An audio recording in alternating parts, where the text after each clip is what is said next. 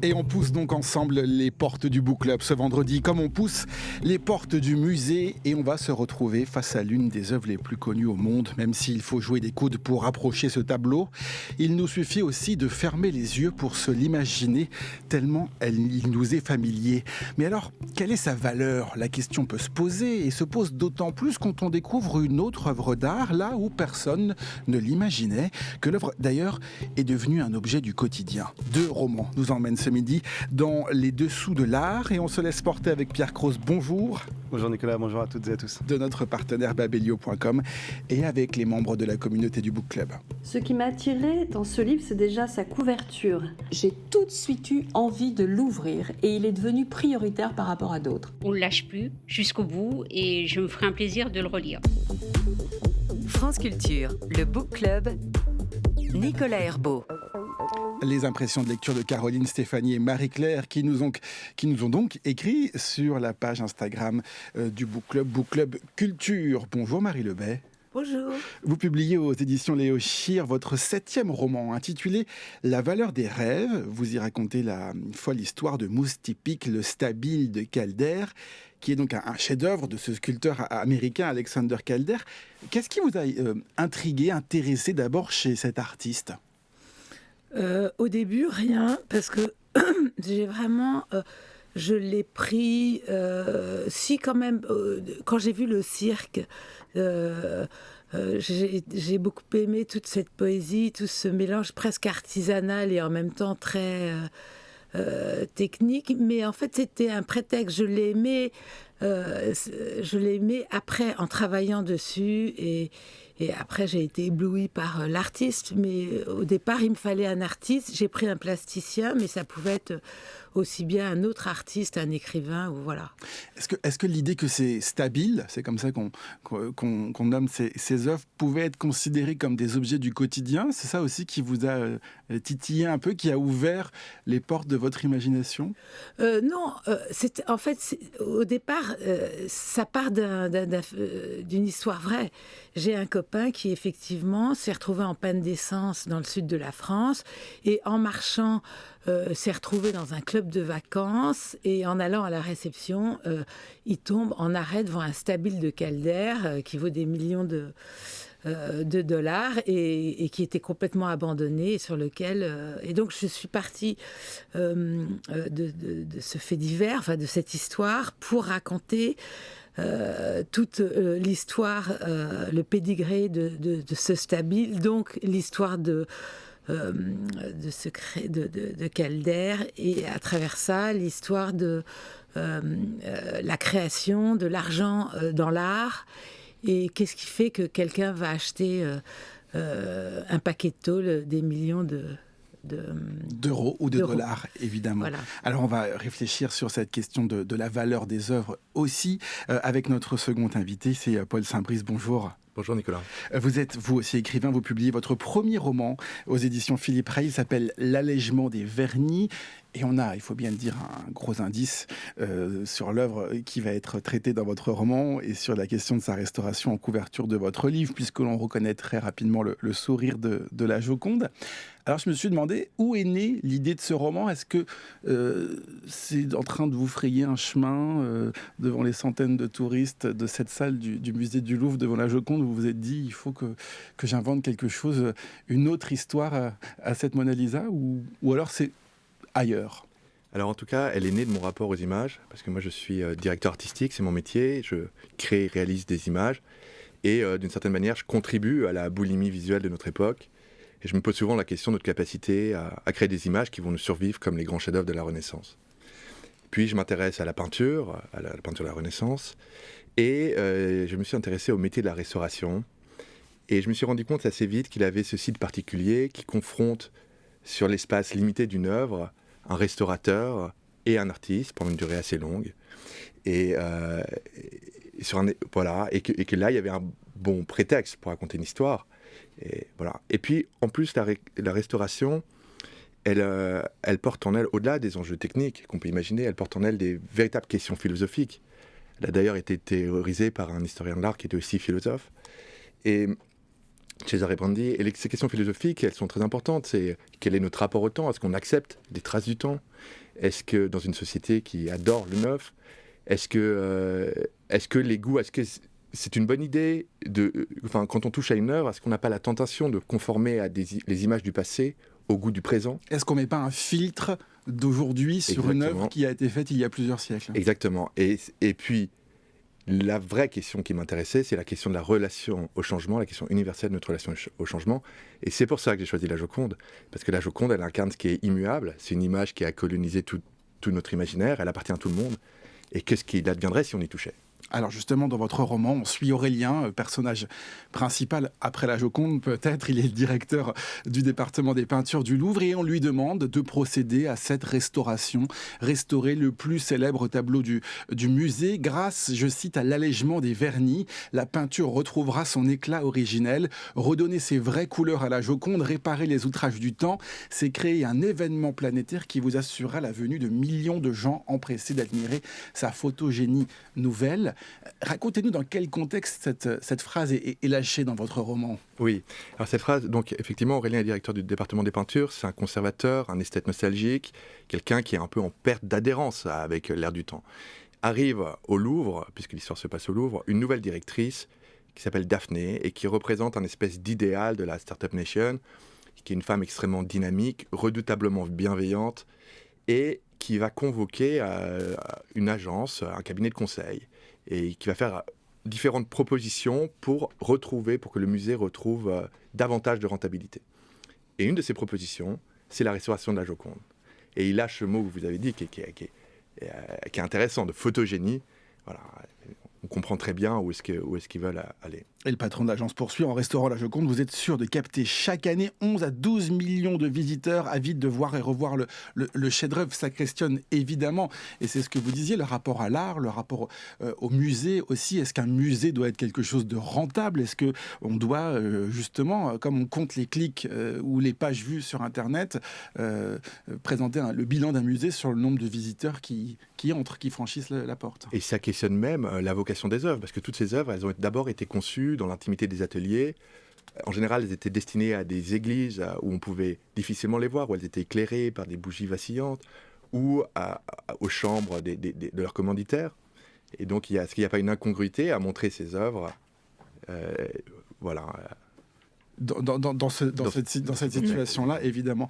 Marie Lebel, simplement sur cette idée du musée comme pièce d'exposition d'une œuvre d'art, en quelque sorte, vous aussi, ça vous interroge, puisque, on l'a dit, votre calder, votre stabile de calder, il est d'abord dans un lieu tout à fait commun, dans la nature, et certainement, il va changer de place une fois qu'il sera identifié comme une œuvre d'art. Il ne sera pas dans un musée, en tout cas, il ne finit pas dans un musée.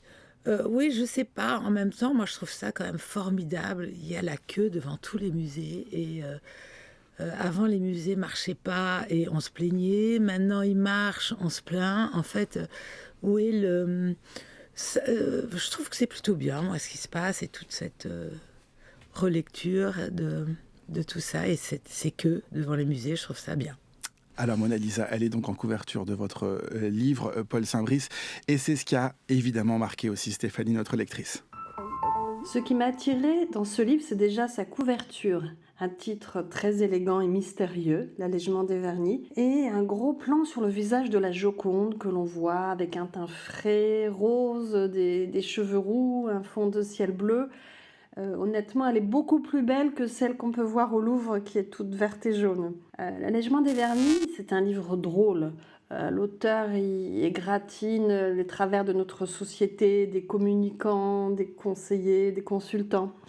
C'est un livre très instructif sur le monde des restaurateurs, sur les techniques utilisées à différentes époques. Puis surtout, je trouve que c'est un livre qui pose la question de quel est notre rapport à la peinture? Comment est-ce qu'on la regarde? Comment même est-ce qu'on la consomme? Il y a une citation au début du livre d'un conservateur du Louvre. « La Joconde est condamnée à ne plus jamais être observée comme elle devrait être observée, c'est-à-dire dans un tête-à-tête. » Et oui, dans un musée bondé, en se prenant en selfie devant, comment est-ce qu'on crée une relation intime devant le tableau? Comment est-ce qu'on peut avoir encore de l'émotion? Et ma question à Paul Saint-Brie, Paul, est-ce que vous pouvez justement nous raconter votre expérience la plus marquante de contemplation d'une peinture? Question donc de Stéphanie à Paul Saint-Brice. Vous pensez, quand on vous pose cette question, vous pensez à quelle œuvre et à quel moment? Je pense à la déposition de Pontormo, qui se trouve à Florence, dans une petite chapelle, la chapelle Santa Felicita, de l'autre côté du Ponte Vecchio. Et alors vous entrez dans cette chapelle, qui est tout à fait... qui n'a rien de particulier, et vous mettez une pièce dans une machine qui va éclairer l'œuvre pendant 1 minute. Et là, tout d'un coup, vous avez toutes les couleurs extraordinaires de cette œuvre de Pontormo, des couleurs presque acides, éclatantes, qui viennent éclairer l'œuvre. Et je suis très touché, oui. Et c'est ça aussi, vous disiez, le temps passé devant une œuvre, la façon de la regarder, la façon d'imaginer aussi celui qui l'a peinte. Et tout ça, ça se produit à ce moment-là chez vous. Oui, et de toutes les façons possibles, en fait. Je crois comme dit Marie, il ne faut pas être dogmatique. Il y a 1000 façons d'avoir un rapport à l'œuvre. Et je pense que nos livres se rejoignent sur ce sujet. C'est-à-dire que Aurélien, mon personnage de conservateur, il cherche, lui, c'est un conservateur, mais qui est assez touchant parce qu'il cherche à réévaluer son regard sur le monde. Et puis à côté, donc c'est quelqu'un qui est quand même dans l'action du changement. À côté, on a Gaetano, qui lui est un restaurateur, qui appréhende la peinture de manière organique. Il la touche, il la sent, il la renifle. Et puis on a ce personnage d'Homero qui, lui, va vers la peinture avec un véritable élan du cœur. Et bien ça, ce sont 3 façons d'aimer les œuvres. Et je pense que le rapport à l'œuvre, il est intime. Il ne peut pas nous être dicté. Voilà, on a tous notre façon d'aller vers les œuvres. Et il y a beaucoup de réactions sur le site babelio.com concernant votre vision de l'art, Pierre Croze. Oui, j'ai admiré l'analyse de notre époque et du rapport à l'art ponctué de scènes ubuesques, reflet d'une société biberonnée, vous en parliez, à l'image et à l'instantané. Et alors vous posez une question dans le livre, la restauration, est-ce qu'il faut le faire ou pas? Tous les lecteurs se sont posé la question en lisant le livre. Imaginons restaurer la Joconde, lui enlever les vernis qui lui donnent un aspect vert. Attention, cette opération n'est pas sans risque. Il n'y a pas de deuxième chance. J'ai beaucoup aimé réfléchir à cette question, à cette idée, peser le pour et le contre, imaginer les conséquences. L'auteur rend toutes les subtilités de la restauration et tous les risques encourus accessibles à tous. Qu'auriez-vous fait, vous, comme choix? Quel choix auriez-vous Moi, mon sentiment, puisque vous me demandez, je pense que la Joconde nécessite une restauration. Parce que, effectivement, les vernis qui la recouvrent se sont oxydés, l'ont jaunie, l'ont opacifiée, elle est sombre, et qu'elle gagnerait énormément à être allégée de ses vernis. Maintenant, la question, c'est la vraie question, c'est la question philosophique du métier de restaurateur, c'est où s'arrêter. Voilà, comme beaucoup de choses dans la vie. Est-ce qu'il ne faut pas pour ne pas réinventer une œuvre qui ne serait pas celle de Leonardo da Vinci? Exactement. Et justement, Mona Lisa aussi, vous dites, et c'est très intéressant, c'est que les gens l'aiment parce qu'ils ont une sorte de connaissance presque intime de cette peinture, de ce portrait qui est quand même révolutionnaire. Il faut bien le dire. Léonard de Vinci invente toute une technique pour peindre. Il révolutionne aussi le portrait en tant que tel, de 3/4, on voit les mains de Mona Lisa. Tout ça en fait aussi quelque chose un objet presque iconique. Aujourd'hui, on la retrouve sur des t-shirts, sur des tasses, je ne sais pas. Enfin, on la voit partout. Tout le monde, même si on ne l'a pas vue en vrai au musée du Louvre, tout le monde peut l'imaginer. Oui, c'est une œuvre qui appartient d'une certaine manière à tout le monde, mais c'est une œuvre qui a sa renommée artistique est justifiée. 30 ans après la mort de Vinci, Vasari dit que Mona Lisa, c'est une œuvre qui fait craindre et trembler parce qu'elle était la vie même. Et ça montre l'effet qu'elle a tout de suite fait sur ses contemporains. Voilà. Je pense que la personne qui dit la chose la plus vraie sur Mona Lisa, c'est George Sand. Elle dit « À chaque fois qu'on la regarde, on lui prête une humeur différente ».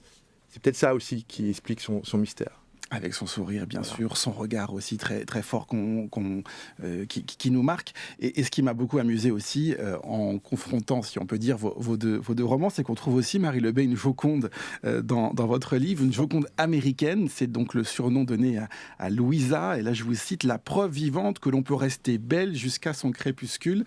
Cette Louisa, vous dites, ne rit jamais, on n'a jamais vu ses dents. Elle se contente de sourire mystérieusement en inclinant son doux visage, les yeux voilés d'un certain détachement qui lui rend la vie plus agréable. C'est un canon de beauté aussi pour vous, la Joconde ? De beauté spirituelle, oui, parce que c'est une Madone, parce qu'elle est sereine, elle est bonne, elle a une âme. C'est une peinture qui a une âme, donc oui. Dans votre roman donc intitulé La valeur des rêves, c'est un tout autre chef-d'œuvre que vous racontez. On en a dit un mot tout à l'heure. Mousse typique donc de Calder. Calder qui est un peu moins connu, il faut bien le dire, que Léonard de Vinci, mais ils ont tout de même des points communs. Parmi les points communs, ils ont tous les deux vécu en Touraine. Calder a vécu à Saché au XXe siècle et Vinci près d'Amboise au XVe, XVIe siècle.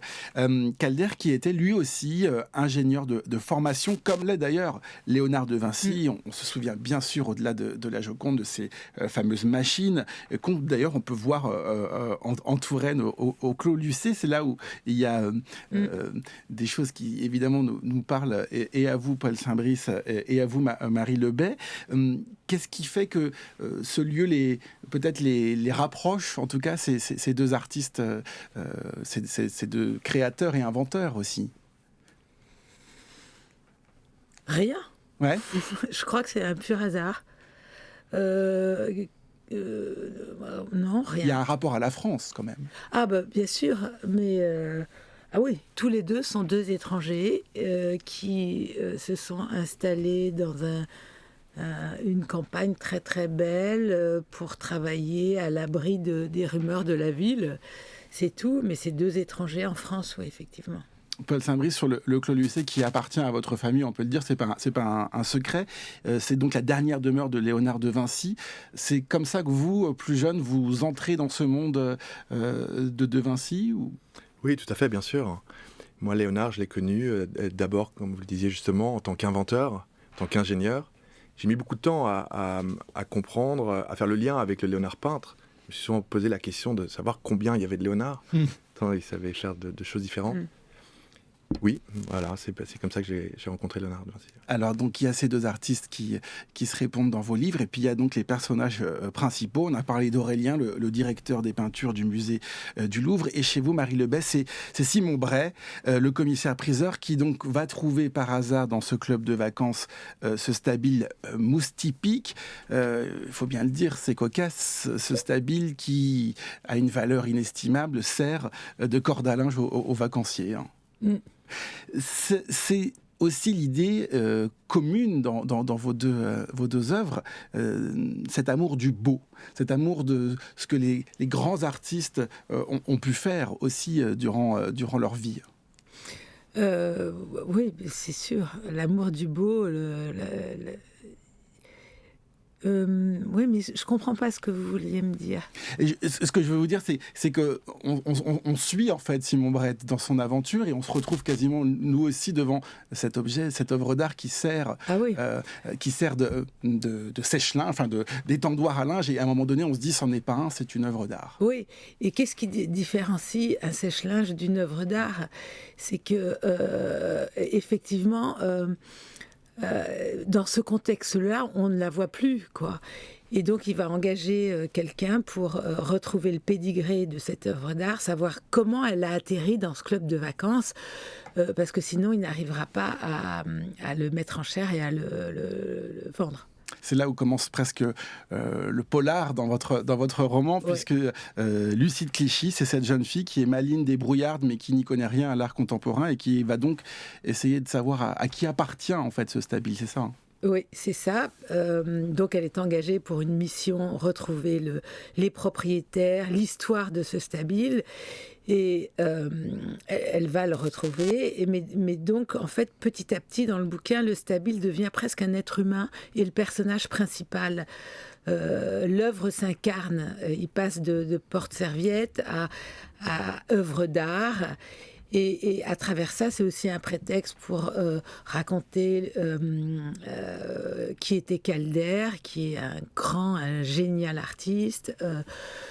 Quelles sont les valeurs de l'art ? Pourquoi est-ce que Parce qu'au départ, l'artiste rêve. La création, c'est le résultat de ses rêves. Et après, la création lui échappe. Et qui va donner un prix à ses rêves, à sa création ? Je veux dire, une œuvre d'art peut partir Il y a des artistes qui sont démodés, qui ont eu leur heure de gloire, qui tout à coup, on ne sait plus pourquoi, valent plus rien. Qu'est-ce qui fait qu'une œuvre d'art va atteindre des millions et telle autre qui fait pas? C'est pas qu'une histoire de goût, c'est pas qu'une histoire d'époque. Quoique, enfin, pour les chefs-d'œuvre, c'est intemporel, mais pour les œuvres qui sont pas forcément des chefs-d'œuvre, c'est plus compliqué. Marie-Claire de la communauté du Book Club a lu votre roman, Marie Lebet, et on va écouter ce qu'elle en a pensé. Quand ce livre m'est arrivé, j'ai tout de suite eu envie de l'ouvrir et il est devenu prioritaire par rapport à d'autres. D'abord parce que c'était Marie Lebet que j'avais eu la chance de rencontrer il y a de nombreuses années, mais je me souvenais très bien d'elle. Le roman m'a complètement happée. Je l'ai trouvé extrêmement divertissant, ce qui est assez rare, il faut le souligner, dans le monde littéraire, surtout pour un livre également aussi sérieux. Ce qui est très fort, c'est que tout en partant de faits réels déjà assez surprenants, on glisse dans une forme de surréalisme qui justement place le lecteur en haleine jusqu'au bout. J'ai été en empathie avec cette jeune femme chargée de trouver la preuve de l'authenticité de l'œuvre de Calder. J'ai eu le sentiment de voir cet artiste travailler. Je me suis promis de m'arrêter devant son atelier la prochaine fois que je passe près d'Azel Rideau. C'est pas du tout donneur de leçons et pourtant on apprend énormément de choses. Alors moi j'ai trouvé ça formidable. Une seule chose m'intrigue encore et je vous pose la question, Marie. Ce nom de mousse typique que vous attribuez à la sculpture, est-il une invention de votre part ? En tout cas, le terme est très drôle. Il aurait sans doute pu être donné par Calder, qui avait beaucoup d'humour et de fantaisie. Oui, j'ai complètement inventé ça. Et en fait, c'est une réduction. Au départ, je voulais qu'il y ait dans le livre comme un leitmotiv. Et c'était mousse typique, le seul moustique au monde qui ne pique que les gens qu'il aime et dont les piqûres sont les traces de ses baisers. Et en fait, je me suis dit que ça pouvait être un des personnages du cirque. Et en plus, c'est un peu vrai parce que quand j'ai été à Saché, j'ai été à la gouacherie. J'ai rencontré les propriétaires de la maison et à un moment, en repartant, accroché au mur de la porte, il y avait en guise de porte-clés un petit Calder en fil de fer. Et donc j'ai évidemment ressenti beaucoup d'émotions et ça m'a inspirée. En tout cas, une chose qu'elle a dit qui m'a fait plaisir, c'est que j'aime bien, c'est vrai que je voulais que le livre devienne un peu presque surréaliste et un peu loufoque. Et voilà, et ça me fait plaisir qu'elle ait lu ça. Pierre Croze de babelio.com, sur le livre de Marie Lebet, la valeur des rêves. Oui, le livre a donné envie à de nombreux lecteurs de lever les yeux vers les œuvres de Calder, parce qu'effectivement, on le disait tout à l'heure, il est peut-être moins connu que d'autres artistes. Quelle n'a pas été ma surprise de découvrir en fin de livre, alors c'est pas vraiment un spoiler, une page s'intitulant Mousse typique Family, qui recense toutes les œuvres de Calder répertoriées en France, et de m'apercevoir qu'il y en avait une dans ma belle ville de Perpignan. Alors votre livre, c'était une invitation générale aussi aux lecteurs d'aller voir là où il se trouve les œuvres de Calder ou d'autres œuvres d'ailleurs. En fait, j'y ai pensé à la fin, c'est-à-dire que quand on vit une aventure comme ça, puis je suis rentrée dans l'intimité de Calder, enfin je l'ai beaucoup aimé à force de travailler sur lui. J'avais envie de me dire, de proposer aux gens qu'ils aillent les voir, c'est pour ça. Donc je me suis dit, mettons ça, parce que les gens auront peut-être envie de voir son œuvre, d'aller plus loin, quoi. Et c'est aussi une œuvre où on se balade, puisqu'on suit évidemment donc Lucie de Clichy qui va à Saché, dans ce petit village de Touraine où Calder a vécu, où elle-même d'ailleurs a séjourné dans son enfance et où elle rencontre énormément de monde, le maire de la commune bien sûr, et puis aussi il y a une sorte de roman un peu choral où elle se balade et elle rencontre effectivement beaucoup de personnalités aussi. Ça nous permet dans votre roman d'être relié en permanence aussi au réel, toutes ces rencontres ? Oui, puis il faut incarner, parce que je voulais que ça soit une forme comme un roman policier, que ça soit un livre poétique. Je voulais pas raconter la vie c'était un peu une fable. Je voulais qu'on aime Calder, mais qu'on le découvre mine de rien, que c'est pas un documentaire, quoi. Donc en fait, j'ai créé plein de petits personnages pour donner de la chair, incarner dans la musique et le phrasé un peu littéraire parce que je voulais faire quelque chose aussi qui soit un peu poétique. Avec Michel Houellebecq qui lui dit en bon romancier: arrête de pleurer ma petite, sinon tu vas faire déborder la scène. La seule façon de savoir qui a acheté ton mousse typique, c'est de l'écrire. Oui. Pierre Croce, sur ces personnages. Oui, alors dans les deux romans, c'est intéressant. Les lecteurs ont beaucoup parlé dans leur critique des personnages. Vous leur donnez une place importante. Peut-être Marie Lebey, une galerie de personnages fantasques donne beaucoup de charme à ce roman léger et atypique qui se lit avec émerveillement.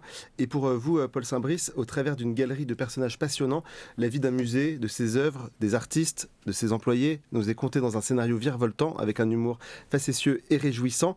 Alors peut-être un mot sur ces personnages. Est-ce qu'ils sont inspirés de personnages réels? Quelle importance vous les avez donné, vous, à vos différents personnages? Paul Saint-Brice, peut-être sur cette idée de se frotter à un monument qui est la Joconde et à un monument qui est Léonard de Vinci aussi. Oui et non, c'est une pure fiction, donc ces personnages ne puissent pas leur inspiration dans des personnages réels. Mais c'était, comme on l'a dit, un moyen de parler de la beauté sous toutes ses formes. Et donc ils incarnent chacun une relation à la beauté. Voilà. Mais j'ai pris beaucoup de plaisir, notamment à imaginer ce personnage d'Homero, qui est un personnage qui est tout le contraire du personnage d'Aurélien, qui est un personnage qui a une certaine virginité par rapport à l'art et qui éprouve et qui danse sur son autolaveuse parmi les statues de la statuaire antique. Donc oui, ces personnages, en fait, c'est ça, je pense, ce que permet le roman, c'est que quand on a un sujet en tête, multiplier les personnages permet de couvrir tous les angles, de se mettre à la place de chacun, de comprendre ce qui les guide. Et je crois que le roman, c'est véritablement un exercice d'empathie, en fait. Voilà. Marie Lebey, sur cette question. Moi, mes personnages, je m'inspire évidemment de gens qui existent, mais c'est un melting pot. Je mets dans un personnage plein de trucs et à la fin...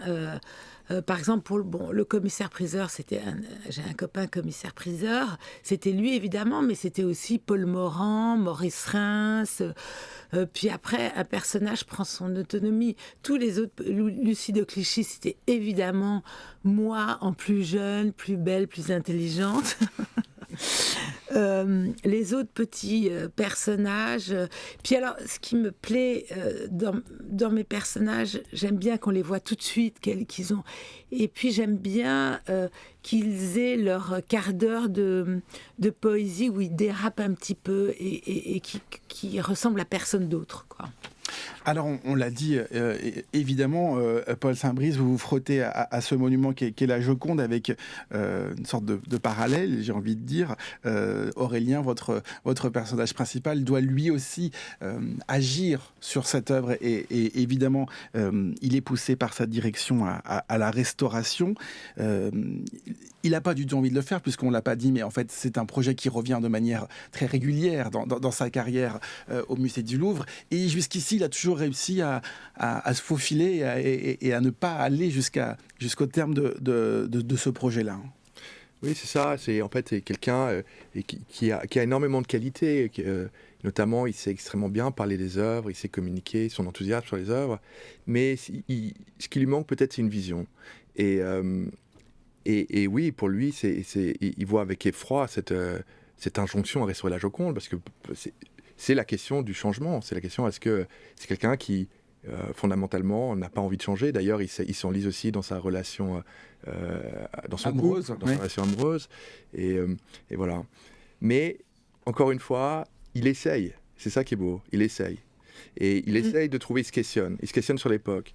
Et il essaye en fait de réévaluer son regard. Il a un regard qui est encombré peut-être parce que lui a transmis sa mère notamment. D'ailleurs, la question se pose aussi chez vous, Marie.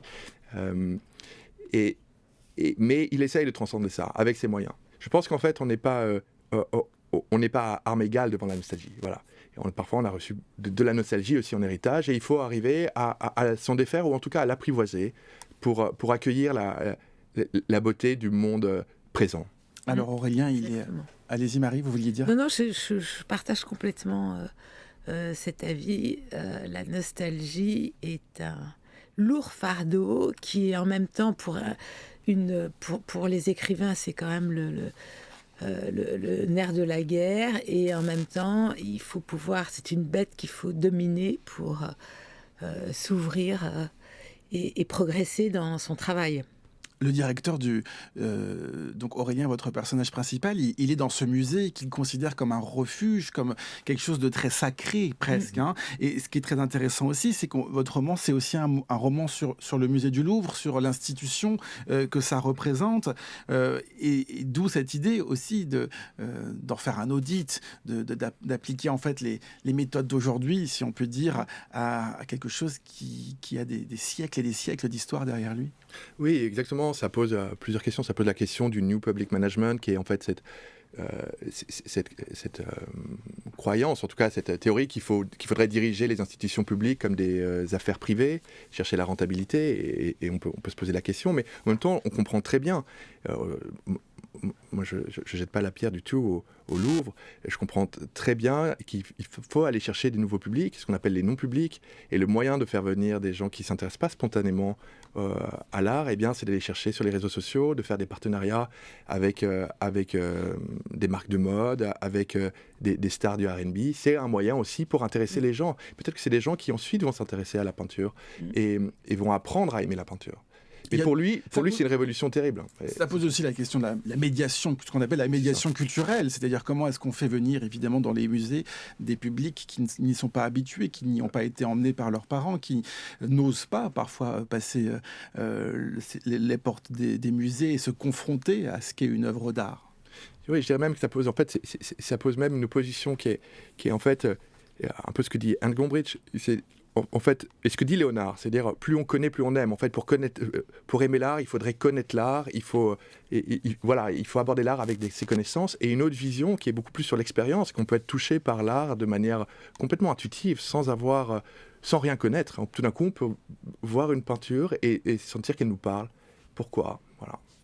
Marie Lebey, à la fin de votre roman, il n'est pas sûr que son lecteur sache qui a acheté le Stabile. On en dira beaucoup plus. Il y a toute une partie évidemment très enquête polar presque dedans, et ça a inspiré notre lectrice Caroline qui nous parle d'une autre œuvre, le tableau du maître flamand. Le premier livre auquel j'ai pensé, qui mêle art et intrigue, c'est le tableau du maître flamand d'Arturo Pérez Reverte. C'est une histoire basée sur un tableau qui représente un seigneur, un chevalier et une femme, d'une inscription: qui a tué le cavalier. Le roman, l'intrigue, mêle art, histoire, jeu d'échecs, mathématiques. Une fois commencé, le livre, on ne le lâche plus jusqu'au bout, et je me ferai un plaisir de le relire. Voilà, Caroline qui a été très inspirée donc par ce roman. Et Pierre Croze, il y a d'autres livres populaires sur l'art, sur Babelio évidemment. Et ce qui est intéressant, c'est justement il y a beaucoup de polars qui ont pour cadre ou pour thème, pour personnages, des détectives ou des restaurateurs policiers.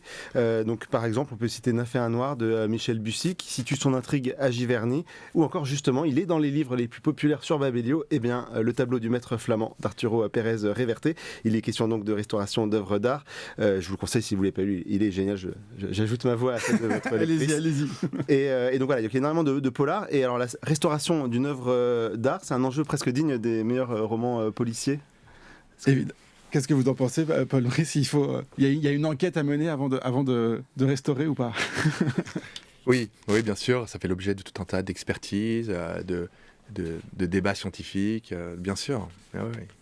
En tout cas, les œuvres, elles sont éternelles et elles interrogent évidemment la valeur de ce qu'est une œuvre. C'est 5 millions le Stabile mousse typique, c'est ça à peu près ?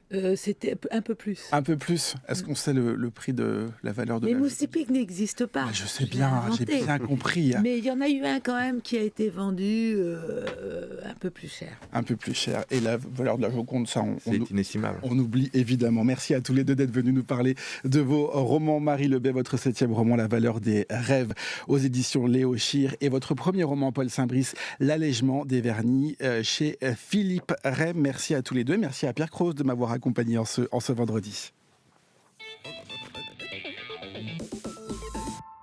Et dans un instant, l'épilogue de ce book club, mais avant 13h24 sur France Culture, voici Mathias Sénard, comme tous les vendredis également, pour ses Incipit. En 1960, au cours d'une longue mission clandestine en Espagne pour le compte du Parti communiste, dont il sera exclu quelques années plus tard pour divergence de vues par rapport à la ligne du parti, Georges Semprin recommence à écrire. Il va avoir 40 ans. Il n'en avait pas tout à fait 20 lorsqu'il fut arrêté par la Gestapo à Joigny et déporté à Buchenwald. 20 ans. Georges Semprin a attendu 20 ans avant de raconter Buchenwald, avant d'entreprendre le grand voyage du souvenir, du retour au camp. En 1945, il a essayé d'écrire. Rester immergé dans le souvenir de Buchenwald l'a poussé au suicide. Il a arrêté. Il a mis de côté les manuscrits, s'est jeté à corps perdu dans l'action communiste clandestine en Espagne. Le Grand Voyage, son premier roman, commence ainsi. Il y a cet entassement des corps dans le wagon, cette lancinante douleur dans le genou droit. Les jours, les nuits. Je fais un effort et j'essaye de compter les jours, de compter les nuits. Ça m'aidera peut-être à y voir clair. 4 jours, 5 nuits. Mais j'ai du mal compter, ou alors il y a des jours qui se sont changés en nuits. J'ai des nuits en trop, des nuits à revendre. Le Grand Voyage se centre sur le transfert en train des déportés français vers Buchenwald, l'horreur des wagons surpeuplés, de la soif, des brimades et de la mort. Semprin avait rédigé Le Grand Voyage en français, langue qu'il maîtrisait bien sûr à la perfection. Il était arrivé en France à l'âge de 15 ans en 1939 et avait effectué ses études secondaires au lycée Henri IV à Paris. À sa sortie en 1963, Le Grand Voyage reçut le prix Formentor, du nom d'une baie de l'île de Majorque. Prix espagnol fondé par l'éditeur Carlos Barral avec l'appui d'un groupe d'éditeurs internationaux. Rowohlt en Allemagne, Gallimard en France, Einaudi en Italie, pour ne citer qu'eux. Recevoir le prix Formentor signifiait alors être traduit simultanément dans 10 langues à la fois et publié dans le monde entier. Dans L'écriture ou la vie, Georges Semprin raconte la cérémonie de remise du prix à Salzbourg, en Autriche, le 1er mai de l'année suivante. On lui offre un exemplaire allemand, un exemplaire anglais, un exemplaire italien, et ainsi de suite pour chacune des 10 langues qui participent au prix. Puis, Carlos Barral s'avance pour lui offrir la traduction espagnole. Mais celle-ci n'existe pas, la censure franquiste ayant interdit le roman. Le livre sortira un peu plus tard, au Mexique. Barral remet donc à Semprin un livre façonné mais vierge, un faux livre, un ouvrage dont toutes les pages sont blanches, ce qui rappelle à Semprin la blancheur de la neige qui recouvrait Buchenwald. La neige d'antan recouvrait les pages de mon livre, raconte-t-il, les ensevelissait dans un linceul cotonneux. Ce livre, que j'avais mis près de 20 ans à pouvoir écrire, s'évanouissait de nouveau, à peine terminé. Il me faudrait le recommencer. Tâche interminable, sans doute, que la transcription de l'expérience de la mort. De tous les exemplaires du Grand Voyage que j'avais reçus ce soir-là, et que je recevrais encore, l'espagnol était le plus beau, le plus significatif à mes yeux par sa vacuité vertigineuse, par la blancheur innocente de ses pages à réécrire. Les Incipits de Mathias Sénard, c'est à réécouter bien évidemment sur franceculture.fr et sur l'appli Radio France. J'en profite donc désormais, puisque c'est la fin du book club, pour remercier toute l'équipe. On va se retrouver lundi évidemment pour une nouvelle semaine avec Oriane Delacroix, Zora Vignet, Jeanne Agrapard, Didier Pinault et Alexandre Alaibegovic. Thomas Beau réalise comme tous les jours cette émission, et à la prise de son ce midi, Alex Dingue. On se retrouve quand vous le voulez, bien sûr, sur le compte Instagram du book club et sur notre page franceculture.fr. Et nous, on se retrouve donc lundi à 12h50 et on conclut comme tous les jours par l'épilogue. Et qu'est-ce qui différencie un sèche-linge d'une œuvre d'art ? Au début, rien. Et c'est pour ça que j'ai choisi la Joconde, parce que la Joconde, elle incarne ce qui est immuable. Il la touche, il la sent, il la renifle. Parce que c'est une Madone, parce qu'elle a une âme. Comment elle a atterri dans ce club de vacances ? Ça part d'une histoire vraie.